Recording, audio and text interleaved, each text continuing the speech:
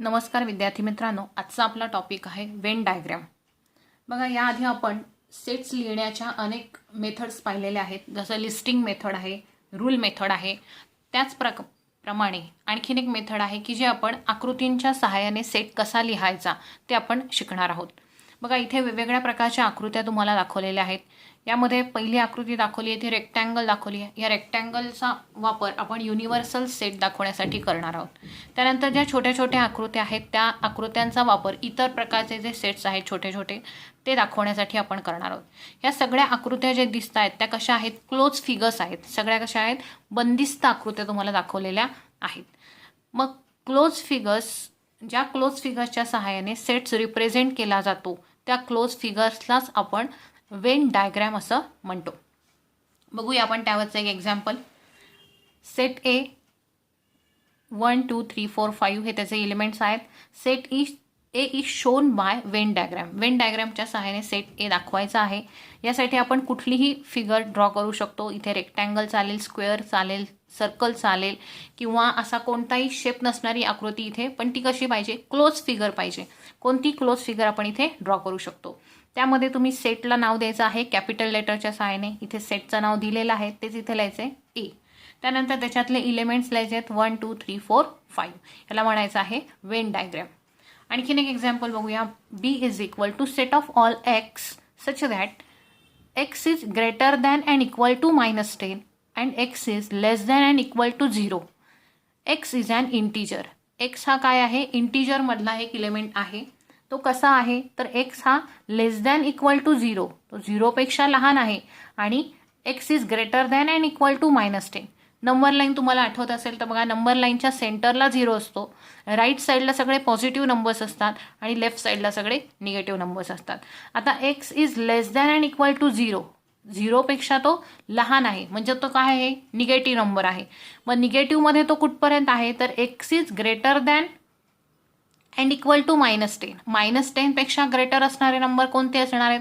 तर -9 -8 -7 -6 या प्रकारे 0पर्यंत येणार आहे. म्हणजे आपल्याला काय लिहायचं आहे? 0 to -10 मधले जे बिटवीन नंबर्स येतील ते ह्या सेटमध्ये लिहायचे आहेत. बघा काय काय येतील? -10 इज इक्वल टू -10 असं आहे म्हणून -10 येणार आहे. -9 -8 -7 -6 -5 -4 -3 -2 -1 अँड 0. एवढे सगळे इलेमेंट्स काय असतील? सेट बी मधले असतील. आता ही रूल मेथडमध्ये दिलेला हा सेट होता तो आपण लिस्टिंग मेथडमध्ये लिहून घेतला आणि आता तो डायग्राम मेथडमध्ये आपल्याला लिहायचा आहे. म्हणजेच वेन डायग्राम आपल्याला त्याची काढायची आहे. बस एक फिगर काढायची, क्लोज फिगर. त्यानंतर त्याला नाव द्यायचं आहे बी. सेट बी आहे तो. आणि त्यामध्ये मग हे आपण इलेमेंट्स लिहू शकतो जे सेट बी मध्ये दिलेले आहेत ते सगळे. -7 -6 -5 4 -3 -2 -1 अँड 0 हे सगळे इलेमेंट्स यामध्ये येतील. या प्रकारे आपल्या तुम्हाला वेन डायग्राम म्हणजे काय हे समजलेलं असेल. देन सेकंड टॉपिक आहे आपला सबसेट. बघा, सबसेट म्हणजे काय आपण समजून घेऊया. त्यासाठी आधी एक्झाम्पल बघूया आपण. सेट ए मधले हे इलेमेंट्स आहेत, सेट बी मधले हे इलेमेंट्स आहेत. आता सेट ए आणि बीचं जो ऑब्झर्वेशन केलं तर सेट बी मधले 2 4 6 8 हे सगळे इलेमेंट्स आपल्याला सेट ए मध्ये पण बघायला मिळतात. बघा, 2 आहे, इथे 4 आहे, 6 आहे आणि 8 सुद्धा आहे. म्हणजे सेट बी मधले सगळे इलेमेंट सेट ए मध्ये आपल्याला पाहायला मिळतात. याचाच अर्थ काय होतो की सेट बी हा सेट ए चा सबसेट आहे. Every element of set B is also an element of set A. So B is subset of A. हे सबसेटचं सिम्बॉल आहे. B is subset of A. B हा एचा सबसेट आहे. या ठिकाणी ए हा सगळ्यात मोठा सेट आहे आणि बी हा छोटा सेट आहे. बी मधले सगळे इलेमेंट्स ए या सेटमध्ये आलेले आहेत म्हणून बी हा एचा सबसेट आहे. हेच आपण वेन डायग्राम मध्ये पण दाखवू शकतो. बघा, ए सगळ्यात मोठा सेट आहे म्हणून मोठं सर्कल त्यासाठी काढलंय. त्याला आपण ए असं नाव दिलंय त्या सेटला. त्यानंतर त्यामध्ये छोटा एक सर्कल काढला, आणखी त्याला बी नाव दिलंय कारण बी हा सेट छोटा आहे. त्यातले इलेमेंट्स आपण लिहिले 2 4 6 8. त्यानंतर आता उरलेले इलेमेंट्स आपल्याला सेट ए मध्ये लिहावे लागतील. ते कोणते आहेत? तर 1 3 5 आणि 7. मग हे जे उरलेले इलेमेंट्स आहेत हे सेट ए मधले आहेत. मग सेट ए हे उरलेले इलेमेंट्स आणि सेट बी मधले इलेमेंट्स मिळून तयार होतो आणि सेट बी हा 2, 4, 6, 8 या इलेमेंट्समुळे तयार होतो. बघा B is a subset of A. B हा एचा सबसेट आहे but A is not subset of B. परंतु ए हा बीचा सबसेट होऊ शकत नाही कारण बी मधले सगळे इलेमेंट ए मधले सगळे इलेमेंट बी मध्ये नाहीयेत. देन आणखीन एक एक्झाम्पल बघूया. N is a set of natural numbers. बघा एन हा नॅचरल नंबर्सचा सेट आहे. म्हणजे काय इलेमेंट्स येतील? Natural number start from 1, 1, 2, 3, 4, 5, 6, 7 up to infinite. पुढे ते इनफायनाईट आहेत. नंतर I is a set of integers. Integers means 0, positive numbers up to infinite and negative numbers up to infinite. या सगळ्याचे मिळून इंटिजर्सचा ग्रुप तयार होतो. आता Wien we observe set N and set I, जर दोन्हीचं आपण ऑब्झर्वेशन केलं तर आपल्याला काय दिसतंय? सेट एन मधले सगळे इलेमेंट्स सेट आय मध्ये सुद्धा आहेत. बघा राईट हँड साईडला तुम्ही बघितलं तर सगळे पॉझिटिव्ह नंबर आहेत, ते इनफायनाईट आहेत. म्हणजे सेट एन हा पूर्ण सेट आय मध्ये आपल्याला मिळतो. याचाच अर्थ काय की N is a subset of I. Set n is a subset of I. Every element of set n is also an element of set I. Therefore, n is a subset of I because all natural numbers are integers. कारण सगळेच natural numbers हे integers असतात. Then third example बघा. P is equal to set of all x. X is square root of 25. 25 चं square root काय येतं? +5 -5. Then S is equal to set of all y. Y belongs to I. म्हणजे काय? y हा I म्हणजेच integers. Integers मधला एक element आहे. देन कंडिशन काय दिली बघा. y is greater than and equal to -5 and y is less than and equal to 5. म्हणजे आपल्याला इलेमेंट्स काय लिहायचे आहेत? -5 आणि 5 मधले लिहायचे आहेत. y हा 5 पेक्षा स्मॉल आहे आणि y हा -5 पेक्षा मोठा आहे. मग -5 पेक्षा मोठे नंबर्स कोणते? -4, -3, -2, -1, 0 आणि y इज लेस दॅन 5. मग 5 पेक्षा स्मॉल 1, 2, 3, 4, 5 इथपर्यंतचे येतील. हे झाले त्याच्यातले इलेमेंट्स. इथे -5 सुद्धा येईल कारण y is less than and equal to -5 म्हटलं म्हणून -5 सुद्धा इन्क्लूड करायचा आहे. आता p आणि s चं ऑब्झर्वेशन करा. बघा p मध्ये +5 आणि -5 आहेत. एस मध्ये तुम्हाला -5 आणि +5 असे दोन्हीही इलेमेंट मिळालेले आहेत. So we say P is a subset of S. P is a subset of S. Then आपण बघूया पुढचा टॉपिक यातला. बघा रिमेंबर धिस दिलेला आहे. Every set is subset of itself. प्रत्येक सेट हा स्वतःचा सबसेट असतो. जसा सेट ए दिलेला आहे त्यामध्ये 1, 2, 3 एलिमेंट्स आहेत. हा सेट स्वतःचा सबसेट असतो. So A is a subset of A. Then empty set is a subset of every set. Empty set जो आहे जो फायने दाखवतात तो प्रत्येक सेटचा सबसेट असतो. Then if A is equal to B, the A subset of B and B subset of A. बघा A मधले इलेमेंट आहेत 1, 2, 3, बी मधले इलेमेंट आहेत 1, 2, 3 म्हणजे ए इज इक्वल टू बी आलेला आहे. याचाच अर्थ काय? तर ए इज सबसेट ऑफ बी. ए हा बीचा सबसेट आहे कारण ए मधले सगळे इलेमेंट्स बी मध्ये आहेत. त्याचबरोबर बी is also subset of A कारण बी मधले सगळे इलेमेंट ए मध्ये आहेत. म्हणून इथे दोन्ही प्रॉपर्टीज या ट्रू होतात. A subset of B and B subset of A when A is equal to B. हीच आपल्याला फोर्थ प्रॉपर्टी म्हणून दिलेली आहे. देन नेक्स्ट आहे युनिव्हर्सल सेट. बघा universal set is a bigger set. सगळ्यात मोठा सेट जो असतो की ज्यामध्ये सगळे छोटे छोटे सेट एकत्र येतात त्याला आपण काय म्हणतो? Universal set. It is denoted by U. Capital U लेटरने तो डिनोट केला जातो. And in Venn diagram it is represented by rectangle. Venn डायग्राममध्ये तो रेक्टँगलच्या शेपमध्ये दाखवला जातो. बघा एक्झाम्पल दिलंय. All student in school. आपल्या स्कूलमध्ये असलेले सगळे स्टुडंट्स हू प्लेज क्रिकेट की जे क्रिकेट खेळतात. बघा स्कूलमध्ये अनेक जणांना आवड आहे क्रिकेट खेळण्याची असे बरेच विद्यार्थी आहेत. पण दुसरा एक सेट त्याच्यात दाखवला आहे team of cricket players. Cricket प्लेयर्सची जी टीम असते त्या टीममध्ये किती प्लेयर्स असतात? तर फक्त 12च प्लेयर्स असतात. म्हणून मग या ठिकाणी काय दाखवलं बघा, all students in school who pledge cricket, बरेच जण आहेत म्हणून तो युनिव्हर्सल सेट दाखवलेला आहे. आणि हा त्याच्यातला सबसेट आहे टीम ऑफ क्रिकेट प्लेयर्स. त्यानंतर नेक्स्ट पार्ट बघा, कॉम्प्लिमेंट ऑफ सेट भाग आहे तुम्हाला. कॉम्प्लिमेंट ऑफ सेट या ठिकाणी यू हा युनिव्हर्सल सेट दिला. युनिव्हर्सल सेटमधले इलिमेंट्स आहेत 1 to 10 दाखवलेले आहेत. त्यानंतर A is equal to set of A 2, 4, 6, 8, 10 दिले आहे. आपल्याला काढायचं आहे कॉम्प्लिमेंट ऑफ सेट. बघा आता इथे छोटी फिगर दाखवली आहे, त्या ठिकाणी मी ए लिहिते आणि त्यामध्ये ए मधले इलिमेंट लिहिते 2, 4, 6, 8 आणि 10. बघा 2, 4, 6, 8 आणि 10. आता हे जे इलेमेंट्स आहेत ए मधले, हे इलेमेंट सोडून युनिव्हर्सल सेटमध्ये काय शिल्लक राहिलेलं आहे तर 1, 3, 5, 7, 9 एवढे इलेमेंट्स बाकी राहिलेले आहेत.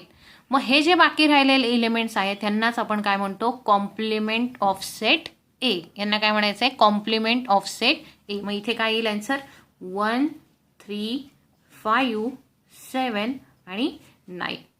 यांना काय म्हणायचं आहे, कॉम्प्लिमेंट ऑफ सेट ए. म्हणजेच काय बघा की ए सेटमध्ये असलेले इलेमेंट्स हे युनिव्हर्सल सेटमधले ए मध्ये आलेले इलेमेंट सोडून जे शिल्लक राहतात त्यांना म्हणायचं आहे कॉम्प्लिमेंट ऑफ सेट ए. आणि त्याची वेन डायग्राम आपण या प्रकारे दाखवू शकतो. त्यानंतर बघा पुढचा भाग आहे properties of complement. No elements are common in set A and complement of set A. बघा आत्ताच आपण उदाहरण बघितलं, त्यामध्ये आपण पाहिलंय की सेट ए मध्ये आपल्याला जे कॉम्प्लिमेंट मिळाले इलेमेंट्स मिळालेले आहेत 2, 4, 6, 8, 10 ते elements complement of set A मध्ये नाही आहेत. दोन्हीमध्ये कोणताच इलेमेंट कॉमन येत नाही. मग तीच प्रॉपर्टी आहे no elements are common in A and complement of A. Then A subset of U means universal set. A काय असतो, युनिव्हर्सल सेटचा सबसेट असतो, कारण universal set is a bigger set. Also complement of set A is also subset of universal set. Then complement of set U is empty set. बघा complement of universal set is equal to empty set. Complement of empty set is universal set. So तेच symbol मध्ये आपल्याला सांगितलंय complement of empty set is equal to universal set. बघा त्यानंतर आपल्याला बघायचं आहे प्रॅक्टिस सेट 1.3 आपण पाहणार आहोत. फर्स्ट क्वेश्चन आपल्याला दिलेला आहे. बुक ओपन करून बसा समोर. क्वेश्चन काही क्वेश्चन मी इथे लिहिलेले नाही आहेत. If A is equal to, बघा ए सेट दिलेला आहे, त्याच्यामध्ये हे एवढे इलेमेंट आहेत. सेट बी दिलाय, सेट सी दिलाय, सेट डी दिलाय. यामध्ये आपल्याला काय फाइंड आउट करायचं आहे, which of the following statements are true or false. यामध्ये असणारे ट्रू आणि फॉल्स स्टेटमेंट कोणते आहेत ते शोधा. बघा C is subset of B. Subset of B म्हणजेच काय की सी मध्ये असणारे सगळे इलेमेंट बी या सेटमध्ये आले पाहिजेत. बघा सी मधले इलेमेंट बी आणि डी आहेत. मग बी आणि डी हे इलेमेंट सेट बी मध्ये येतात का, नाही येत. बी त्यामध्ये येत नाही. So this is false. Then A is subset of D. A मधले सगळे इलेमेंट डी मध्ये आहेत का, no. So it's false statement. D is subset of B. D is subset of B. D मधले सगळे इलेमेंट आहेत का बी मध्ये, ई आहे पण ए नाहीये. So it is also false. Then D is subset of A. D is subset of A. A आणि E दोन्ही त्यामध्ये आहेत. बघा ए सुद्धा आहे आणि ई सुद्धा आहे. So it is true. Then B is subset of A. B is subset of A, C, D, E, but there is no F. So it's false. Then C is subset of A. C is subset of A. B and D आहे. So it is a true statement. इथे आपला first question झालाय पहा. त्यानंतर आहे second question दिलेला. बघा take the set of natural numbers from 1 to 20 as universal set. बघा ॲज अ युनिव्हर्सल सेट म्हणून आपण 1 to 20 नंबर्सचा इथे सेट लिहून घेतलेला आहे. And show set x and Y using Venn diagram. आणि सेट एक्स आणि वाय जे आपल्याला दिलेले आहेत ते आपल्याला वेन डायग्रामच्या सहाय्याने दाखवायचे आहेत. सेट एक्स काय बघू आपण. X is equal to set of all X such that X belongs to N. म्हणजे एक्स हा नॅचरल नंबर्सच्या ग्रुपमधला एक इलेमेंट आहे. And X is greater than 7 and X is less than 15. X element आपल्याला शोधायचे आहेत बघा. मग ते कसे आहेत तर एक्स इज ग्रेटर दॅन 7, 7 पेक्षा मोठा आहे आणि 15 पेक्षा स्मॉल आहे. म्हणजे 7 आणि 15चे बिटवीन नंबर्स आपल्याला लिहायचे. मग काय येतील ते 8, 9, 10, 11, 12, 13, 14. बस 14 पर्यंतच येतील कारण ते फक्त लेस दॅन 15 म्हटलं, equal to less than equal to नाहीये. सो 8 to 14 नंबर्स आले. Then y is equal to set of all y such that y belongs to n. y is a prime number from 1 to 20. 1 to 20 मधले prime numbers कोणकोणते आहेत. 1 is not prime nor composite. So 2, 3, 5, 7, 11, 13, then 17 and 19. These are the prime numbers from 1 to 20. आता आपल्याला x सेटचे element मिळाले, Y सेटचे element मिळाले. आता आपल्याला काय काढायचं आहे, वेन डायग्राम काढायची आहे. युनिव्हर्सल सेट पण आपल्याकडे आहे. आता आधी आपण काय करूया, सेट एक्स आणि सेट वाय मधले येणारे जे कॉमन नंबर्स आहेत त्यांना अंडरलाईन करून घेऊ. बघा इथे कोणते कॉमन आलेले आहेत तर इथे 11 आहे, इथे सुद्धा 11 आहे, देन 13 आहे आणि 13 सुद्धा आहे. म्हणजे दोन्हीकडे तो कॉमन येतो. आणखीन नाही येत कोणते. तर आता आपल्याला काय करायचं आहे बघा, वेन डायग्राम काढायची आहे. वेन डायग्रामसाठी आपण एक रेक्टँगल ड्रॉ केला आहे की जो युनिव्हर्सल सेट आहे मोठा, तो यू अक्षराने दाखवला आहे. त्यानंतर या ठिकाणी आपण लिहूया हा एक्स सेट आणि हा लिहूया वाय सेट. बघा आता एक्स आणि वाय या सेटमध्ये आलेले कॉमन इलेमेंट्स आधी आपण कुठे लिहिणार आहोत, ह्या मधल्या भागात की जे एक्स मध्ये पण येतात आणि वाय मध्ये पण येतात. 11 आणि 13, 11 आणि 13. त्यानंतर एक्स मध्ये आता कोणते शिल्लक राहिले बघा, 8, 9, 10, 8, 9, 10 आणि 12 आणि 14, 12 आणि 14 हे झाले एक्स मध्ये. देन वाय मधले कोणते राहिलेले आहेत बाकी बघा, 2, 3, 5, 7, 17 अँड 19. ओके.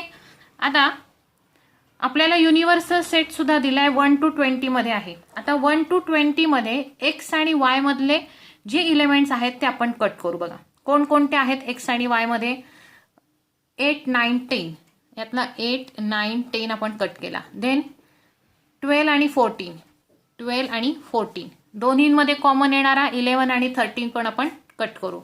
त्यानंतर वाय मध्ये येणारे 2, 3, 5, 7, 2, 3, 5, 7. देन हे आपण कॉमन आलेले वरती लिहिले 17 आणि 19, 17 आणि 19 सुद्धा कट झाला. आता बॅलन्स काय राहिलं बघा याच्यामध्ये, 1, देन 4, देन 6, देन 15, 18 आणि 20 एवढे नंबर्स आपले लिहायचे बाकी आहेत. ते आपण युनिव्हर्सल सेटमध्ये इथे लिहून घ्यायचे. 1, 4, 6, देन 15, 18 आणि 20. बघा या प्रकारे आपली वेन डायग्राम तयार होईल. आता आपण वळूयात क्वेश्चन नंबर 3 कडे. बघा क्वेश्चन नंबर 3 दिलेला आहे. Show the sets U P and complement of P by Venn diagram. Verify complement of complement set P is equal to P. हे आपल्याला व्हेरीफाय करायचं आहे. बघा आधी क्वेश्चन फर्स्ट बघूया आपण. युनिव्हर्सल सेट या ठिकाणी दिलेला आहे तुम्हाला, हे त्यातले इलेमेंट्स आहेत. त्यानंतर पी सेट दिला आहे, त्यातले इलेमेंट्स 1, 3, 7, 10 आहे. आपल्याला हे हा यू पी आणि कॉम्प्लिमेंट ऑफ पी जे सेट्स आहेत ते वेन डायग्रामच्या सहाय्याने आपल्याला दाखवायचे आहेत. आता सगळ्यात मोठा आहे तो युनिव्हर्सल सेट, त्यामध्ये पी आणि कॉम्प्लिमेंट ऑफ पी आपल्याला दाखवायचं आहे. आता या ठिकाणी पी आपण दाखवू शकतो. बघा इथे एक समजा मी सर्कल काढलं, त्यामध्ये मी पी मधले इलेमेंट्स लिहिते. दिस इज पी आणि पी मधले इलेमेंट्स काय काय येतील, 1, 3, 7 आणि 10. आता युनिव्हर्सल सेटमध्ये हे इलेमेंट्स आपण लिहायचे नाहीत. कोणते तर 1, 3, 7 आणि 10 हे सोडून उरणारे ते काय येतील, युनिव्हर्सल सेटमध्ये येतील. कोणकोणते आहेत तर 2, 8, 9, 11 आणि 12. बघा सेट पी मधले इलेमेंट्स युनिवर्स सेटमधले सोडून, म्हणजे पी मध्ये आलेले जे आहेत युनिव्हर्सल सेटमधले ते इलेमेंट्स सोडून जे उरतात त्या सेट्सलाच आपण काय म्हणतो, complement of set P. Complement of set P. म्हणून ह्याच्या पुढे याचे इलेमेंट्स काय येतील तर 2, 8, 9, 11 अँड 12. म्हणजे सेट पी मध्ये आलेले हेतले इलेमेंट सोडून द्यायचे आणि उरलेले इलेमेंट आपण बाजूला लिहायचे, त्यांनाच आपण काय म्हणतो, कॉम्प्लिमेंट ऑफ सेट पी म्हणतो. या प्रकारे ही फिगर काढता येईल. आता व्हेरीफाय करायचं आपल्याला complement of complement set P. Complement set P जो आहे त्याचा आपल्याला कॉम्प्लिमेंट काढायचा आहे. मग आता हा सेट काय आहे 2, 8, 9, 11, 12. आता 2, 8, 9, 11, 12 हे युनिव्हर्सल सेटमधले हे नंबर सोडून जे उरतात त्यांना आपण काय म्हणायचंय, complement of complement set P. मग आता बघा याच्यामध्ये काय आहे तर कॉम्प्लिमेंट सेट पी मध्ये 2 आहे, 2 कट केला, 8 कट केला, 9 कट केला, 11 कट केला आणि 12 कट केला. आता काय उरलेलं आहे आपल्याकडे बघा ते आपण इथे लिहूया. कोणकोणतं आहे तर 1. त्यानंतर बघा मी इथे ब्ल्यूनी कट केलेले आहे ते 1, 3, 7, 10. बस 1, 3, 7 आणि 10 हे एवढेच इलेमेंट्स शिल्लक राहिलेले आहेत. या सेटला आपण काय म्हणायचंय, complement of complement set P. मग आता हे जे इलेमेंट्स आहेत हे कोणत्या सेटमध्ये दिसतात तर 1, 3, 7, 10 म्हणजेच तो कोणता सेट आहे तर तो आहे सेट पी. याच्या खाली आपण लिहून घेऊ की हा आहे सेट पी. म्हणजेच आपल्या इथे व्हेरीफाय झालंय किंवा प्रूव्ह झालंय की complement of complement set P is equal to P. Complement of complement is the given set itself. Then question number 4 पहा. A is equal to दिले set 1, 3, 2, 7. Then write any 3 subset of A. आपल्याला काय लिहायचंय, या set ए पासून तयार होणारे आणखीन 3 सबसेट लिहायचे. सबसेट कसे असतात, जो मेन सेट असतो त्यापेक्षा छोटे असतात, त्यापेक्षा कमी घटक त्यामध्ये असतात आणि त्यातलेच घटक सबसेटमध्ये दिलेले असतात. मग आपल्याला सबसेट सी लिहायचा असेल तर आपण काय लिहू, यातले कोणते इलेमेंट्स तुम्ही लिहू शकता, अगदी एक इलेमेंट सुद्धा लिहू शकता. हा झाला subset. B is a subset of A. त्यानंतर आणखीन एक लिहायचं आपल्याला, ह्याच्यामध्ये तुम्ही 2 घ्या इलेमेंट्स, 2 आणि 7 घेऊया आपण. C is a subset of A, कारण 2 आणि 7 ए मध्ये आहेत. देन डी मध्ये 3 इलेमेंट सुद्धा आपण घेऊ शकतो, 1, 3, 7.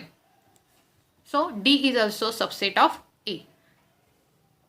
आणखीन एक तुम्हाला सांगून ठेवते की ई समजा आपल्याला आणखीन एक सबसेट लिहायचा आहे तर आपण 1, 3, 2, 7 पण लिहू शकतो, कारण आपण प्रॉपर्टीमध्ये बघितले आहे की E is a subset of A, की तोच सबसेट त्या स्वतःचाच दिलेला सेट हा स्वतःचा सबसेट असतो. म्हणून आपण सेट ए मध्ये दिलेले इलेमेंट सगळे नवीन सेटमध्ये सुद्धा लिहू शकतो. म्हणजे हाच याचा काय झाला, सबसेट झालेला आहे.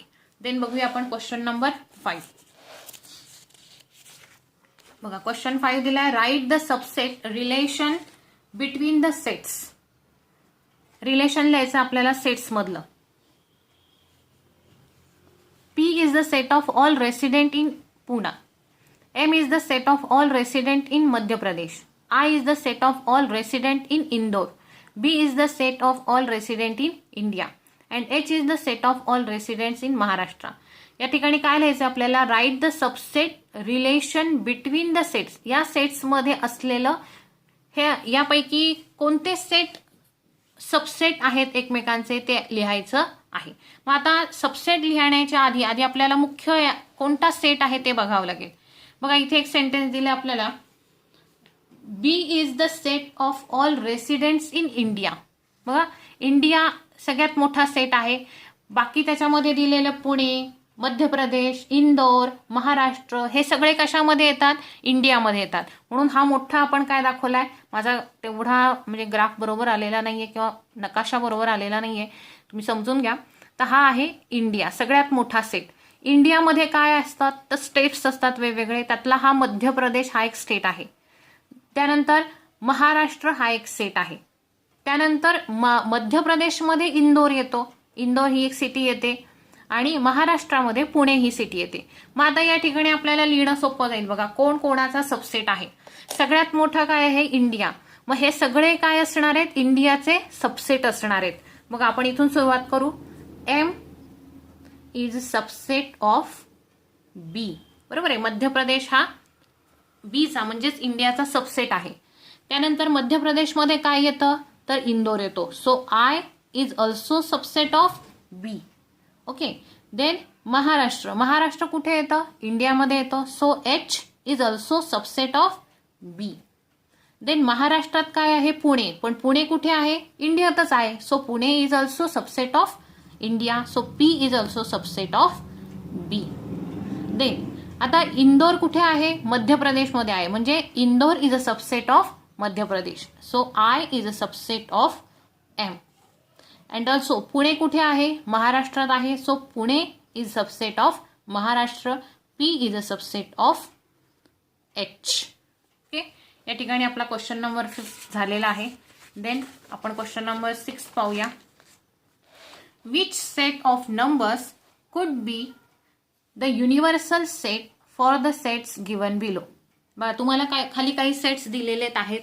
या दिलेल्या सेट्स पैकी किंवा हे सेट्स कोणत्या युनिव्हर्सल सेटमध्ये येतील ते तुम्ही सांगायचे. बघा A is a set of all multiples of 5. A हा कशाचा सेट आहे, मल्टिपल्स ऑफ 5. 5चे मल्टिप्लस 5, 10, 15, 20, 25. पुढे इन्फायनाईट आपण मल्टिपल्स त्याचे लिहू शकतो. Then B is equal to set of multiples of 7. 7चे multiples 7, 14, 21, 28, 35 up to infinite. Okay. नंतर सेट सी आहे सेट ऑफ मल्टिपल्स ऑफ 12. 12चे मल्टिप्लस म्हणजे 12चा टेबल लिहा अप टू इन्फायनाईट.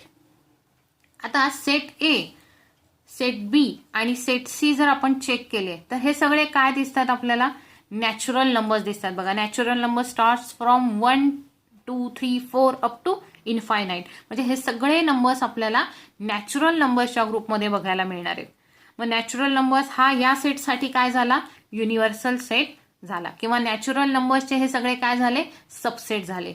देन आणखीन कशामध्ये आपल्याला बघायला मिळेल, बघा एक आपण नॅचरल नंबर शोधला. त्यानंतर आय म्हणजे काय, इंटिजर्स. इंटिजर्समध्ये सुद्धा आपल्याला पॉझिटिव्ह नंबर 0 आणि निगेटिव्ह नंबर्स असतात. मग हे सगळे काय आहेत, पॉझिटिव्ह नंबर्स आहेत. म्हणजे ते इंटिजर्समध्ये सुद्धा येणार आहेत.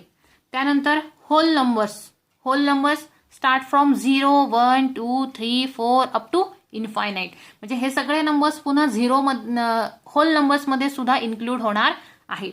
मग natural number set, integers and whole number sets हे काय असणार आहे, याचा आन्सर असणार आहे. Set of numbers could be the universal set for the sets given below. Any one of they. यातला कोणताही एक तुम्ही निवडू शकता. देन सेट एक्झाम्पल 2 बघा. P is a set of integers which are multiples of 4.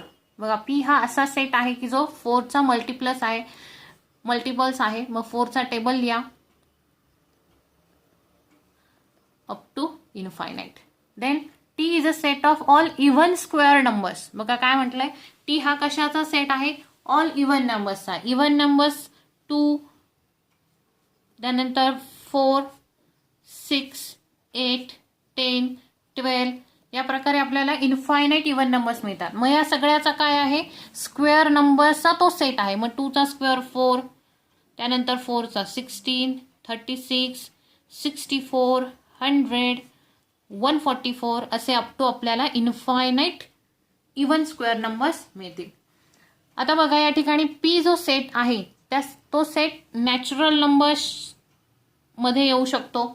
बघा नॅचरल नंबर्सचा तो subset होऊ शकतो. त्यानंतर टी जो सेट आहे, टी हा सेट सुद्धा नॅचरल नंबर्सचा सबसेट होऊ शकतो. त्याचबरोबर तो होल नंबर्सचा सुद्धा सबसेट होऊ शकतो, कारण होल नंबर्समध्ये सुद्धा हे सगळे नंबर्स येतात. देन इंटिजर्सचा सुद्धा तो सबसेट होऊ शकतो. म्हणून N, W and I, any one of them यापैकी कोणताही एक तुम्ही लिहू शकता. Any one of them is a answer of this question. Then question number 7 आहे बघा. Let all the students of class A is an universal set. बघा, तुमच्या क्लासमध्ये असणारे सगळे स्टुडंट्स आपण एक मोठा सेट मानला, त्याला युनिव्हर्सल सेट मानूया आपण. Let set A be the students who secure 50% or more marks in maths. बघा, त्यापैकी जो सेट ए आहे त्या सेट ए मधल्या मुलांना 50% एवढे मार्क्स मिळालेले आहेत, और मोर मार्क्स इन मॅथ्स 50% किंवा त्यापेक्षा जास्त. Then write the complement of set A. तर सेट एचा कॉम्प्लिमेंट लिहा. बघा कसा आन्सर लिहिता येईल. इथे आधी यू सेट लिहून घ्यायचा, universal set, the set of all students in a class. Then set A काय येईल, the students who secure 50% marks in maths, की ज्या मुलांना 50% एवढे मार्क्स आहेत त्या मुलांचा एक group. Then complement of A, the student who secure. हे आपलं आन्सर असणार आहे. हे आन्सर आहे. काय आन्सर दिलेलं आहे बघा इथे, की the student who secured less than 50% marks in maths. असा ग्रुप की ज्यामध्ये त्या मुलांना 50% पेक्षा कमी मार्क्स असलेला ग्रुप असणार आहे. ओके, व्हिडिओ पूर्ण पहा, व्हिडिओला लाईक आणि सबस्क्राईब करा आणि असेच नवनवीन येणारे व्हिडिओ पाहत राहा.